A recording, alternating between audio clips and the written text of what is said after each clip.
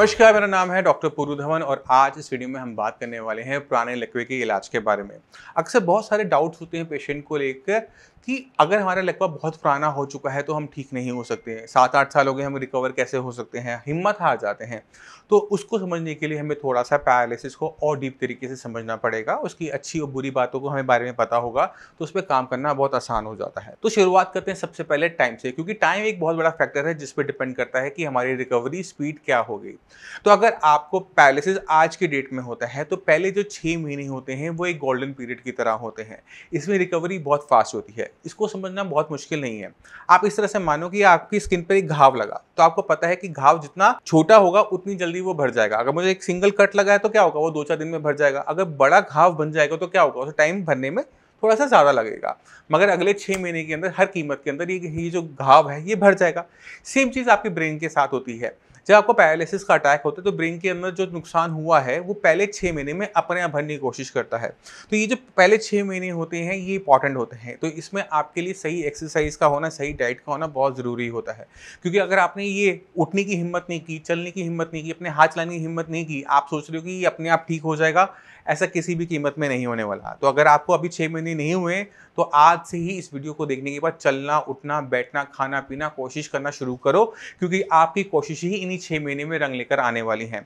अगर ये 6 महीने बीत जाते हैं उसके बाद आपकी जितनी भी कोशिशें हैं ना, सारी की सारी आपको फेल होती हुई नजर आएंगी। अगर इस 6 महीने के बाद आपकी रिकवरी पूरी नहीं हुई है और कुछ रह जाता है, जैसे आप चल नहीं पा रहे, बोल नहीं पा रहे, हाथ नहीं चला पा रहे, तो यहाँ से रिकवरी करवाना मुश्किल हो जाता है। अब जिन पेशेंट में 6 महीने से ज़्यादा हो चुके हैं, उनकी रिकवरी नहीं हुई है, हाथ नहीं चल रहा, पैर नहीं चल रहा, उनको अपनी बॉडी पे थोड़ा सा और काम करना चाहिए, अपने ब्रेन पे थोड़ा सा काम करना चाहिए। सही एक्सरसाइज, सही डाइट और सही टाइप का ट्रीटमेंट, मेडिसिन एक पेशेंट को दोबारा से चलने लायक बना सकती हैं। इसको मैं आपको वीडियो के एंड में दिखाऊंगा भी सही। अब चलते हैं दूसरे फैक्टर के ऊपर जिस पर डिपेंड होता है कि रिकवरी कितनी फास्ट होगी और कितनी स्लो होगी, और वो है आपकी एज। अगर एक पेशेंट जो 20 साल का, 25 साल का, 30 साल का है, उसे पैरालिसिस की दिक्कत होती है तो उसमें रिकवरी बहुत फास्ट हो जाती है। क्यों? क्योंकि उसका ब्रेन 30 साल पुराना ही है सिर्फ।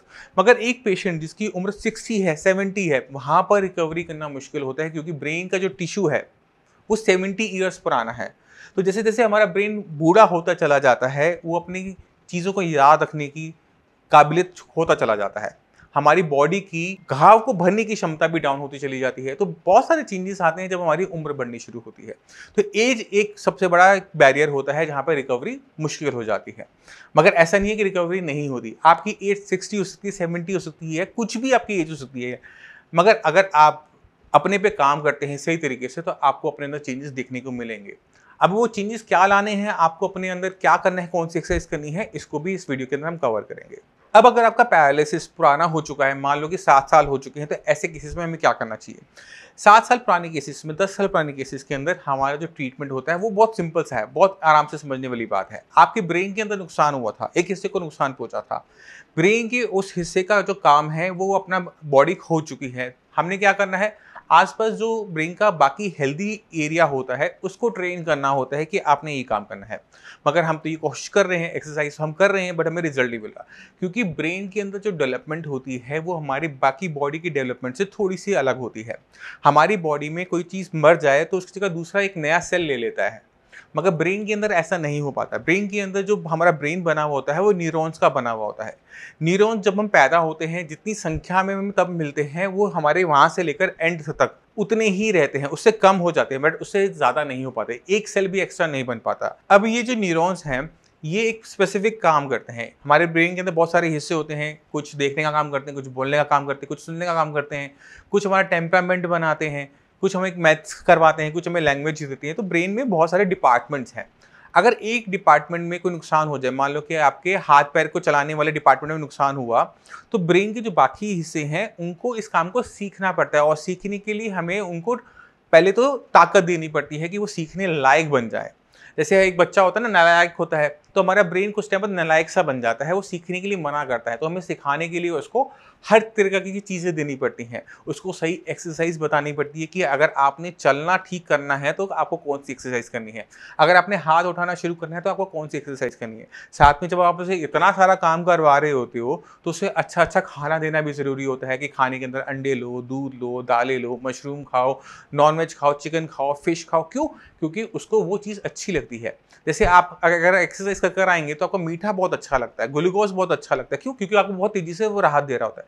इसी तरह से हमारा ब्रेन जब कोई एक्सरसाइज हम कर रहे हैं, थक रहा है, काम कर रहा है, थक रहा है, तो उसको सही तरीके से खाना पीना देना भी ज़रूरी है और उस खाने पीने के अंदर सही तरीके से विटामिन एंड मिनरल्स का होना ज़रूरी है, क्योंकि ब्रेन ने अपने आप को ठीक करने की कोशिश करनी है। अब ब्रेन में जो हीलिंग प्रोसेस होता है वो न्यूरोप्लास्टिसिटी कहलाता है।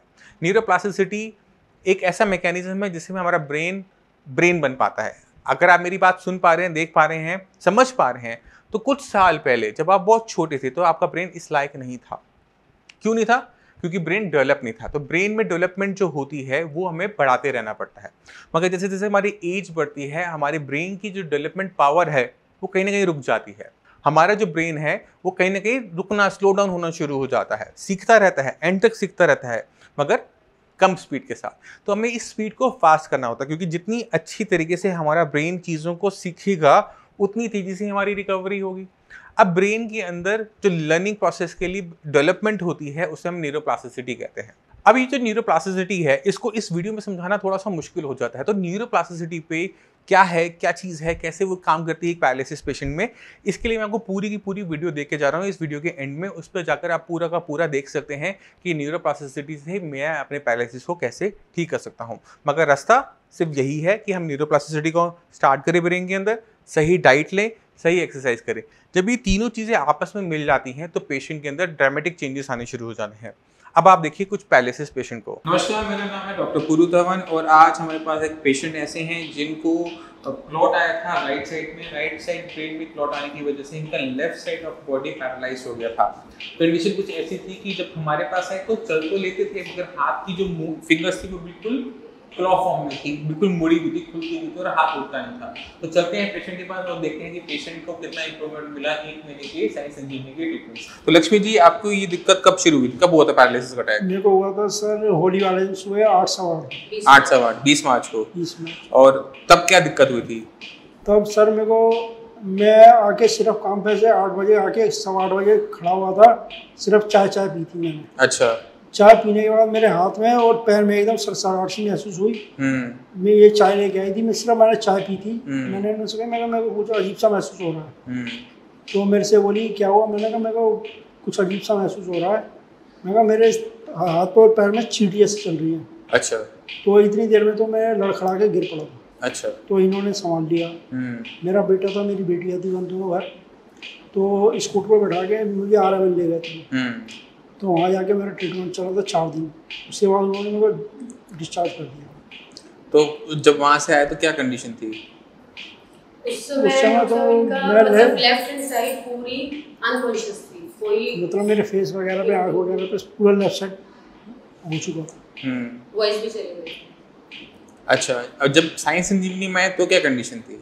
साई संजीवनी में जब आया तो मैं चल तो रहा था मगर मेरा हाथ काम नहीं कर रहा था। हाथ की क्या कंडीशन, थोड़ा सा बताओ। हाथ की मेरी कंडीशन, हाथ मेरा पहले इतना उठता था और मुड़ा रहता था। कैसे मुड़ा रहता था? फिंगर मेरी ऐसे मुड़ी रहती थी। अच्छा, अब पूरा हाथ उठाओ। अब मेरा हाथ ऊपर उठता है और फिंगर मेरी सीधी हो गई। अब चीजों को पकड़ने में दिक्कत तो नहीं होती? नहीं। पकड़ो, पेन उठाओ उल्टे हाथ से। पहले कर पाते थे इसको? नहीं, पहले नहीं कर पाते थे। अब कितने टाइम में ये हुआ? 1 मंथ से 1 महीने के अंदर ही सारा सुधार हुआ। तो आपने खुद देखा कि पेशेंट के अंदर वो चेंजेस जो चाहिए होती हैं, जो उसकी इम्प्रूवमेंट रुक जाती है, वो शुरुआत करने के लिए हमें हाथ पैर की मसल्स पे काम नहीं करना पड़ता, हमें सिर्फ पेशेंट की ब्रेन पे काम करना पड़ता है, क्योंकि वहीं पर क्लॉट आया था, वहीं पर डैमेज हुआ।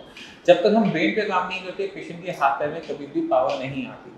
जो रुकी हुई इंप्रूवमेंट थी, जो रुक गई थी, जो हाथ में मूवमेंट नहीं थी, उंगलियां मुड़ी हुई थी, वो सिर्फ 1 मंथ के ट्रीटमेंट में पेशेंट की कंडीशन कुछ ऑलमोस्ट नॉर्मलाइज हो गई है। अभी 1 महीना हुआ है, अभी हम थोड़ा सा और आगे चलेंगे, 2-3 महीने का कोर्स करेंगे, उसके बाद मुझे नहीं लगता कि आपको और ट्रीटमेंट लेने की जरूरत पड़ेगी। डॉक्टर साहब मुझे कोई दिक्कत नहीं है, 6 महीने की दवाई खा लूंगा मगर मुझे सही होना। अच्छा, ठीक है। चलिए, इतना लंबा तो नहीं जाएगा आपका, क्योंकि काफी अच्छी इंप्रूवमेंट हो चुकी है। जितनी इंप्रूवमेंट इस महीने आई है, इतनी अगली महीने आ जाएगी तो आप ऑलमोस्ट हो चुके होगे। अभी सुनने में आया आप बाइक से आए हो, बाइक चलाकर आए हो, पिछले महीने बाइक चलाते थे? नहीं चलाता नहीं, बेटे के साथ में बेटा मेरा कितने टाइम के बाद आपने बाइक चलाई है? 4 महीने बाद। ठीक है, इनमें बहुत तेजी से बहुत अच्छी इंप्रूवमेंट आने का एक रीज़न ये भी है कि इनकी जो डैमेज हुआ था उसको भी बहुत ज़्यादा टाइम नहीं हुआ था। अगर ये पेशेंट 6 मंथ के बाद आता तो उसमें इंप्रूवमेंट धीरे धीरे होती, क्योंकि ये अपने उस टाइम के अंदर है जब ब्रेन के अंदर डेवलपमेंट हो रही होती है, तो ज़रा सा भी हम उसको पुश करते हैं तो वो तेज़ी से इंप्रूवमेंट दिखा देता है। तो आपने खुद देखा कि जब हम सही तरीके से तीनों चीज़ों को मिलाते हैं तो पेशेंट के अंदर जो रिकवरी है वो पहले ही 2 महीने में, दूसरे महीने में दिखनी शुरू हो जाती है। तो हम ये नहीं कहते किसी भी पेशेंट को कि आपने बहुत लंबा इंतज़ार करना है। अगर आपकी बॉडी के लिए कोई भी चीज़ अच्छी हो रही है तो उसके जो चेंजेस हैं आपको अपनी बॉडी में पहले ही महीने, दूसरे महीने में दिखने शुरू हो जाएंगे। अगर किसी भी ट्रीटमेंट से, मेरे नहीं किसी के भी ट्रीटमेंट से पहले 2 महीने में अगर आप अपनी बॉडी के अंदर चेंजेस देखने को ना मिले कि आपकी आवाज़ साफ नहीं हो पा रही है, आपका हाथ नहीं चल पा रहा, आपका पैर नहीं चल पा रहा, तो वो ट्रीटमेंट आपके लिए सही नहीं होता। उसे आप 10 साल भी करेंगे तो भी आपको चेंजेस नज़र नहीं आएंगे। तो आपको समझना है कि आपका लकवा हो सकता है कि बहुत पुराना हो गया, बट वहाँ पे घबराने की ज़रूरत नहीं होती। ब्रेन के पास क्षमता हमेशा होती है कि वो अपने अंदर बदलाव कर कर आपको दोबारा से काम करने लायक बना सके। ज़रूरत होती है इन तीनों चीज़ों को आपस में मिलने की। पहली है न्यूरोप्लास्टिसिटी का ऑन होना, दूसरा है आपकी डाइट और तीसरा है सही एक्सरसाइज। रैंडम एक्सरसाइज कभी भी फायदेमंद नहीं होती पैरालिसिस पेशेंट में। तो तीनों टॉपिक पे जो इंपॉर्टेंट वीडियो है जो मुझे लगती है, मैं इस वीडियो के एंड पे दे रहा हूँ। आप एक एक करके सारी देखेंगे तो बहुत क्लियर कट आइडिया मिल जाएगा कि आपने अपने अंदर रिकवरी किस तरह से लेकर आनी है।